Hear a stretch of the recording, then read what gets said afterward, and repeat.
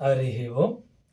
అందరికీ ఆ శ్రీమన్నారాయణ యొక్క దివ్య ఆశీస్సులు ఉండాలని మనసారా కోరుకుంటూ ఉన్న భక్తులారా, చాలా జాగ్రత్తగా మరి కృష్ణ పరమాత్ముడికి అర్జునుడికి మధ్యన జరిగిన సంభాషణ అంతా కూడా ఎంతో చక్కగా వారిరువురి మధ్యన జరిగిన సంభాషణ ఈరోజు ఆ సర్వేశ్వరుడే మనకు కూడా ఉపదేశిస్తున్నట్లుగా భావించి ఆయన మాట్లాడుతున్న ప్రతి ఒక్క మాటని కూడా ఒక మనిషిగా నేనుగా మాట్లాడుతున్నదిగా భావించుకోకుండా సాక్షాత్తు ఆ పరమేశ్వరుడే ఈ ఈ యొక్క గ్రంథం నుంచి మాట్లాడుతున్నారని ఎవరైతే విశ్వసించి, ఎవరైతే ఆ రీతిగా నమ్మి ఈ మాటలు వినగలుగుతూ ఉంటారో భక్తులారా, వారి జీవితాలు పునీతమవుతాయని చెప్పుకోవటంలో ఎటువంటి సందేహం ఉండదని నేను మనవి చేస్తూ ఉన్నా.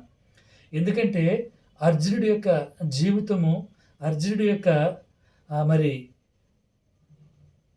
ఆయన యొక్క మాటలు విన్న అర్జునుడి యొక్క జీవితం ఏమైనదో మనందరికీ ఎంతో స్పష్టంగా ఆత్మ సంబంధంగా అర్జునుడు ఏ రీతిగా వర్ధిల్లాడో కూడా మనకు ఎంతో స్పష్టంగా అర్థమవుతూ ఉంటుంది.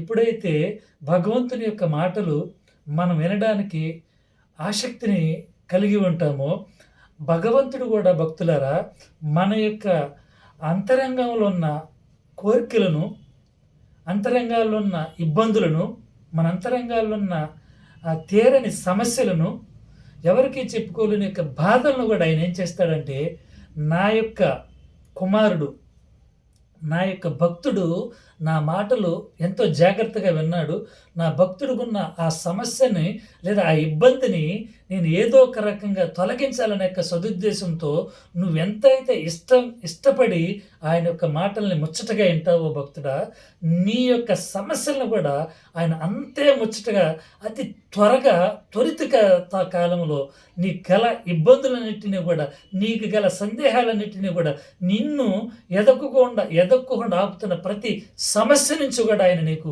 విడుదల అనే దాన్ని అనుగ్రహించడం అనేది జరుగుతుంది. ఇక్కడ అర్జునుడి విషయంలో జరుగుతున్నది అది. అర్జునుడు శరీర సంబంధంగా తనలో తాను నలిగిపోతున్నాడు. ఈ శరీర పరంగానే, ఈ లోకానుసారంగా అర్జునుడు తనలో తాను మదన పడిపోతున్నాడు, తనలో తాను వేదన చెందుతున్నాడు, తనలో తాను నలిగిపోతూ కృషించిపోతున్నాడు అంటూ ఉంటారు చూసారా. ఆ రీతిలో అర్జునుడు ఏమవుతున్నాడంటే ఇక్కడ నలిగిపోతూ ఉన్నాడు. కనుకనే అర్జునుడు ఈ ప్రపంచమంతా ఏమైపోతుందో, ఈ ప్రపంచము ఏ దరికి వెళ్ళిపోతుందన్న చింత తనలో ఉంచేసుకుని అదే చింతతో, అదే బాధతో అర్జునుడు ఏం చేస్తున్నాడంటే కృష్ణ పరమాత్ముడి ప్రశ్నకు మళ్ళీ ప్రశ్న వేయటమే తప్ప ఆయన చెప్పేది విననన్నట్లుగా ఆ యొక్క సందేహం మనకు అనిపిస్తుంటుంది. కనుకనే ఆయన యొక్క అర్జునుడు చెప్పిన సందేహాలన్నీ మరి ఆ పరమాత్ముడు, ఆ పరమేశ్వరుడు తాయితీగా ఎంతో ఓపికగా విని ఒకేంత అర్జున నువ్వు ఒక ఆగు అన్నట్లుగా ఇక్కడ మాటలు మనకు కనబడుతుంది.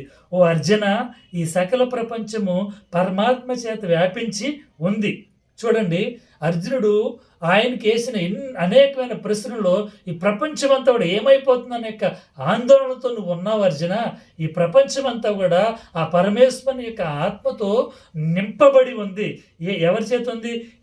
ఓ అర్జున, ఈ సకల ప్రపంచము పరమాత్మ చేత వ్యాపించి ఉంది. ఆయన చేత వ్యాపించి ఉన్న ఈ యొక్క ప్రపంచము గురించి నీకెందుకు చింత? ఆయన చేత కలగబడిన ఈ ప్రపంచం గురించి నీకెందుకు దిగులు అనే తనలో ఉన్న ఆ ప్రపంచానికి సంబంధించిన ఆ సందేహాన్ని అంతటిని కూడా కృష్ణ పరమాత్ముడు అర్జునుడిలో నుంచి ఒక్కొక్క దాన్ని తొలగిస్తూ ఉన్నాడు. ఇంకా అంటాడు చూడండి, అది నాశరహితము, అంటే నాశనము కాదు, అది శాశ్వతము, దాన్ని ఎవరు నశింప చేయలేరు. ఈ యొక్క ప్రపంచం అనేది ఏదైతే ఉన్నదో నాశరహితమైనది, అంటే నాశనము కానిది, ఇది శాశ్వతమైనది. ఈ శాశ్వతమైన దాని గురించి నువ్వెందుకు కలత చెందుతావు? నువ్వెందుకు ఆలోచన చేస్తావు? అసలు నాశనమయ్యే దాని గురించి నేనిప్పుడు నీకు చెప్తాను విను అని 18వ శ్లోకంలోని ఆయనతో మాట్లాడుతున్నాడు చూడండి. ఈ శరీరములు మాత్రమే నశిస్తాయి, ఆత్మకు మాత్రము నాశనము లేదు. అర్జున, నువ్వు ప్రపంచమంతా కూడా నశించిపోతుందని నువ్వు ఆలోచన చేస్తున్నావు. ప్రపంచమంతా కూడా ఆ పరమాత్మ చేత కలగజేయబడింది. ప్రపంచమంతట్లో పరమాత్మని యొక్క ఆత్మ నింపబడి ఉంది కాబట్టి ఆ ప్రపంచం అనేది నశించదు. కానీ నశించే దాని గురించి నేను నీకు చెప్తున్నాను విను. ఏదైతే నశిస్తుందో దాని గురించి నువ్వు ఆలోచన చేయి అంతే తప్ప నాశనము కాని దాని గురించి నువ్వు నాశనం అయిపోతుందని ఆలోచన చేస్తున్నావు. నిత్య నరకములోనికి పోయే ఆత్మ గురించి మాత్రం నువ్వు ఆలోచన చేయటం లేదని కృష్ణ పరమాత్ముడు ఎంతో ఓపికతో తన యొక్క భావాలను అర్జునుడికి ఇక్కడ ఉపదేశిస్తున్నట్లే కనిపిస్తోంది భక్తులారా. కావున భగవంతుని యొక్క సన్నిధానానికి మనం వెళ్ళినప్పుడు, భగవంతుడిని మనం ఆరాధిస్తున్నప్పుడు, భగవంతుని మనం సేవిస్తున్నప్పుడు, ఆయన్ని మనం పూజిస్తున్నప్పుడు, ఆయన పాద సన్నిధిలో మనము ప్రణమిల్లినప్పుడు, ఆయన యొక్క పాదాల ముందు మనం వేడుతున్నప్పుడు మనం ఒకటి ఏం చేస్తూ ఉండాలంటే, ఓ పరమాత్మ, ఈ అనంతమైన విశ్వము నీ చేత ఏర్పాటు చేయబడింది. ఈ విశ్వం అంతట్లో కూడా నీవే నింపబడి ఉన్నావు కాబట్టి ఈ విశ్వంలో నీవున్నావు, నీలో మేమున్నాము. పరిపూర్ణమైన మరి శక్తితోను, పరిపూర్ణమైన భక్తితో మేమంతా కూడా నీలోనికి చేరినట్లుగా మాకు తగిన మార్గాన్ని, మాకు తగిన నడవడికని మీరు మాకు నేర్పించండి స్వామి అని మనం ఆయన అడగాలి తప్ప ఏమైపోద్దో, మా ఆస్తులు ఏమైపోతాయో, మా పిల్లలు ఏమైపోతారో, నేను చేస్తున్న వ్యాపారాలు ఏమైపోతాయో, మా ఉద్యోగాలు ఏమైపోతాయో, వీటేట్ల గురించి కూడా మీరు భ్రమపడొద్దు అర్జునుడి వల్ల. అర్జునుడి పడుతున్న భ్రమ కూడా అదే. అసలైన దాని గురించి వేదన కలత చెందుకోకుండా, అసలైన దాని గురించి ఆలోచన చేయకోకుండా ఎప్పుడు మరి ఆత్మ నశించని ఆత్మ కొరకు ఆలోచన చేయకుండా నాశనం అయిపోయే దాని గురించి ఆలోచన చేస్తున్నాడు. కాబట్టి అర్జునుడికి ఈ యొక్క శ్లోకాన్ని అంత విపులంగా ఆయన వివరిస్తూ ఉన్నాడు. శరీరాలు మాత్రమే నశిస్తాయి, ఆత్మకు నాశనము లేదు. అర్జున, ఈ రెండు అక్కడ ప్రపంచం నాశనము కాదు, ఇక్కడ నాశనం అనేది ఉంటుంది. శరీరమే నాశనం అవుతుంది తప్ప నీ శరీరంలో ఉన్న ఆత్మ నాశనము కాదు. నాశనము కాని ఆత్మతో ఆ పరమాత్మని చేరవలసిన ఆ మార్గం అవుతుంది. దాని గురించి నువ్వు ఆలోచన చెయ్యి, దాని గురించి నన్ను ప్రశ్నించు, దాని గురించి ఇంకా మనిద్దరము ఎక్కువగా మనం మాట్లాడుకుంటున్నట్లయితే నీ ద్వారా భావి ప్రపంచానికి, నీ ద్వారా రానున్న తరాలకు కూడా ఒక గొప్ప సందేశము నేను ఇచ్చినవాడిని అవుతానని ఆ పరమాత్ముడు, ఆ పరమేశ్వరుడు అర్జునుడికి ఈ 18వ శ్లోకంలో వివరిస్తున్నట్లుగా కూడా మనకు అనిపిస్తూ ఉంటుంది. అందుకని అంటాడు, నాశనం లేదు, అది అనివార్య, నిత్యము, శాశ్వతమైనది, ఎవరు నాశనము చేయలేరు. కానీ ఈ విషయం తెలుసుకుని నువ్వు యుద్ధము చెయ్యని అక్కడ ఉన్న సందర్భాన్ని బట్టి అక్కడ అర్జునుడికి ఆయన గీతోపదేశంగా చేస్తున్నట్లుగా మనకు కనిపిస్తోంది. అలాగే భక్తులారా, ఆయన మీకు ఏదో ఒక పని అప్పగించి ఉంటాడు, ఏదో ఒక పనిలో మిమ్మల్ని నమ్మకంగా ఉండమని చెప్పి ఉంటాడు, మీకు ఒక బాధ్యతను అప్పగించి ఉంటాడు. మీకు కుటుంబమే ఒక బాధ్యత అయి ఉండొచ్చు. ఆ కుటుంబాన్ని మీరు ఎలా నడపాలనే దాని గురించి ఆలోచన చేస్తూ ఆ కుటుంబాన్ని పరమపదానికి ఎలా తీసుకెళ్లాలని మీరు ఆలోచన చేస్తున్నప్పుడు భక్తులారా, ఆయన ఏం చేస్తూ ఉంటాడంటే, మీకు కావలసిన ఆత్మ సంబంధమైన జ్ఞానాన్ని, మీకు కావలసిన పరమాత్మ తత్వాన్ని మనకి ఆయన ఇవ్వడానికి ఇష్టపడుతూ ఉంటాడు.